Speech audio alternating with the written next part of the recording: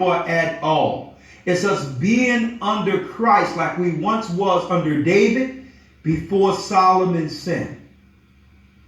It's Christ tearing down that middle wall of partition between us as Judah and our brothers under Ephraim, who we thought was a different race altogether. We're here.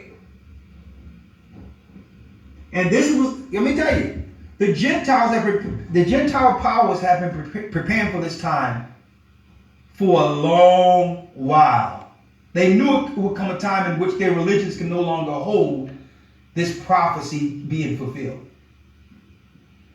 And what you're witnessing now, the reset is how they react to this awakening. This is their reaction to it. If you can't gather and worship under Satan and be grateful to the pagan serpent who have given you Christmas and Thanksgiving, do nothing at all. Sit in your house under solitude and lose your mind. It's no different than any other society where, and people thought it was a joke or some type of mythology type of thinking where the powers that be knew that they had to do certain sacrifices to the gods to actually get some level of normalcy or rain or whatever the case is. It's the same today, folks. Same today. You don't want to acknowledge Satan for Christmas? You don't want to acknowledge Thanksgiving when they killed and sacrificed many North American Indians? Well, guess what? You don't want to acknowledge Satan as Sons of Bogier in your churches? It's against the law to gather all together. You can't be a pagan, satanic, child sacrificing worshiper.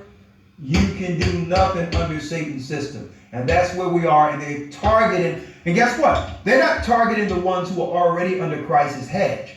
These are they that they can only go against last. They're getting all of the fringe sinners that are out there that didn't come through, that didn't change their ways, before these people get an opportunity to convert. That's what's going on right now. They're going to go against the righteous and those who can see and covered by Christ's hedge last.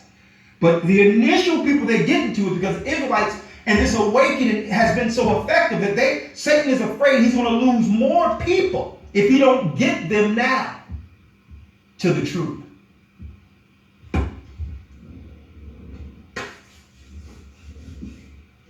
Here we are, folks. The moment of reckoning. See, Satan understands what you would call the rules of engagement. There's rules to this. You just can't touch the Most High's anointed unless they're subjected to sin. But there's many sinners out there, LBGT and all that, and do as thou will. Why did you think Satan created that society so that when it come time, he could just feast off of the dead through sacrifice? People who chose immorality against God's word, this is Satan's time to feast. He know what you're doing. He see your social media. He see your Instagram, your Snapchat, all that crap. He know who you've been hooking up with. You've been outside of the hedge of God, and Satan knew exactly who you've been linking up with. And now it's time to pay the piper. He got your phone. He can track you. When it's time to get you all alone, when you could have been protected, boom. Before you can convert, boom, he got you.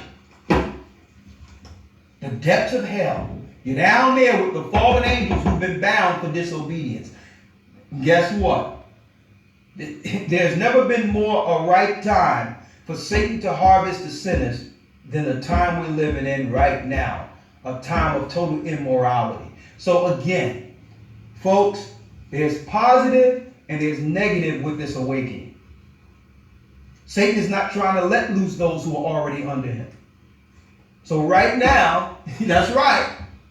But the truth, what we're dealing with, It rivals. It's a refuge for the righteous, this awakening, which was prophesied out of Ezekiel. And the powers that be knows this.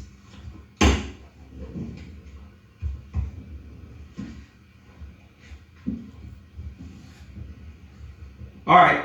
Well, I got a few people on. Elder Lawyer, before you